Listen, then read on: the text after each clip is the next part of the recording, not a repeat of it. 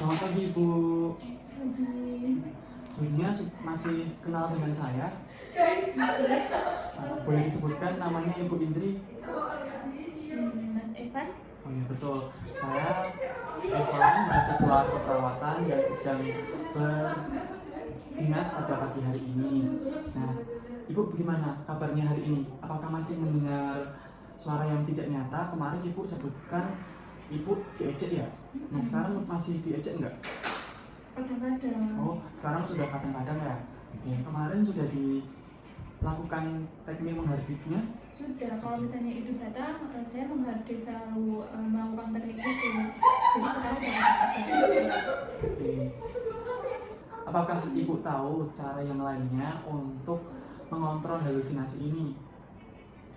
Oke, kemarin saya sudah sepakat dengan Ibu untuk sekarang belajar teknik kedua, yaitu bercakap-cakap dengan orang lain. Nah, tujuannya untuk mengurangi intensitas halusinasi Ibu dan mengalihkan halusinasi Ibu. Bersedia nggak Ibu? Oke. Baik, untuk tempatnya mau di sini? Untuk waktunya mau berapa menit Ibu? 15 menit. Oke, baik, waktunya 15 menit ya Bu ya. Baik Ibu, kita mulai dari pengertiannya. Nah, teknik yang kedua yaitu bercakap-cakap, yaitu metode terapi yang membantu Ibu dalam mengurangi respon suara-suara yang tidak nyata.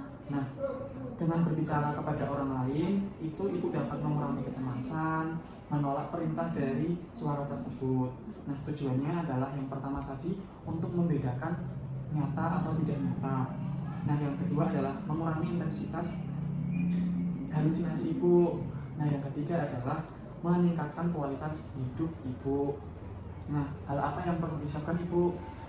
Yang pertama adalah waktu, dan kedua komitmen, dan lawan bicara Ibu. Nah, kebetulan hari ini lawan bicara Ibu adalah saya, mahasiswa keperawatan. Jadi nanti kita akan belajar bercakap-cakap dengan orang lain, yaitu saya. Nah, caranya, baik Ibu tadi sudah paham ya untuk dari pengertiannya, tujuannya, hal yang harus dipersiapkan. Nah, saya lanjutkan untuk cara kerja dari cara bercakap-cakap ini. Nah, ketika Ibu mendengarkan suara itu yang mulai muncul, Ibu dapat meminta orang lain untuk bercakap-cakap. Nah, kemudian Ibu bisa meminta izin terlebih dahulu. Saya sedang mendengarkan suara yang tidak nyata.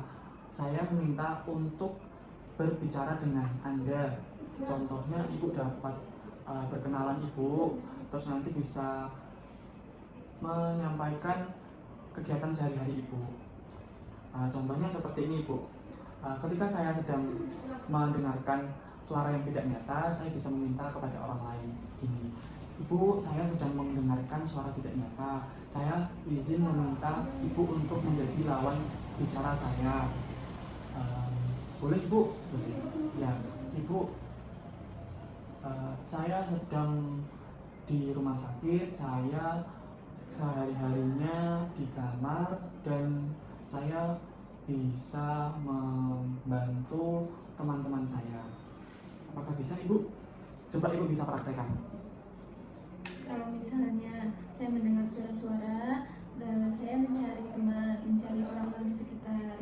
Terus saya ajak seperti kayak, Ibu, saya boleh minta tolong, saya sedang mendengar suara-suara, ajak saya untuk berbicara. Terus nanti saya tanyakan misalnya kayak nama atau apapun.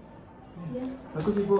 Ibu sudah paham sekali ya terkait cara bercakap-cakap ini dengan orang lain untuk mengurangi atau mengontrol halusinasi Ibu.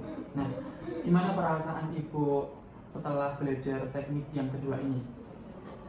Enggak sih. Lebih lega ya Bu ya. Ibu tampaknya juga lebih enak untuk berbicaranya sekarang. Nah, mungkin bisa disebutkan kembali tadi pengertiannya apa Ibu? Pengertian bercakap-cakap dengan orang lain itu bisa mengurangi kecemasan. Ya, betul. Tujuannya yaitu untuk membina hubungan sama orang lain itu. Ya, betul. Itu bisa membedakan mana yang nyata dan enggak. Betul Ibu. Nah, baik, untuk rencana tindak lanjutnya, besok saya akan kembali lagi ke Ibu untuk melakukan tindakan mengontrol halusinasi yang ketiga, yaitu melakukan kegiatan sehari-hari. Nah, sebelumnya Ibu biasanya kalau sendiri di kamar itu kegiatannya suka ngapain? Suka membaca buku. Ya, wah keren sekali. Maka dari itu saya akan siapkan untuk pertemuan besok. Saya akan bawakan buku yang Ibu mungkin sukai. Nah, saya akan bantu untuk masukkan ke dalam jadwal harian Ibu dulu, boleh? Nah, baik, karena tadi saya dibantu tindakannya, maka Ibu mengisi di kolom B. Bisa isi Bu. Nah, baik Ibu, sudah cukup. Baik Ibu, cara yang kedua tadi yaitu bercakap-cakap bisa dilakukan ketika Ibu mulai mendengar suara yang tidak nyata dengan cara tadi meminta orang lain untuk mengajak berbicara. Nah, untuk cara yang ketiga besok saya akan sampaikan. Untuk waktunya mau berapa menit Ibu? Oke.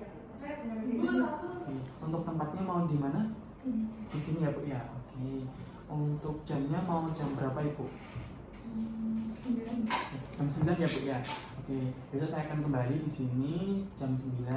Dan sebelum saya kembali ke ruang perawat, apakah ada yang ingin ditanyakan? Belum. Baik Ibu, saya izin kembali ke ruang perawat. Kalau ada yang membutuhkan bantuan bisa panggil saya di ruang perawat. Terima kasih Bu.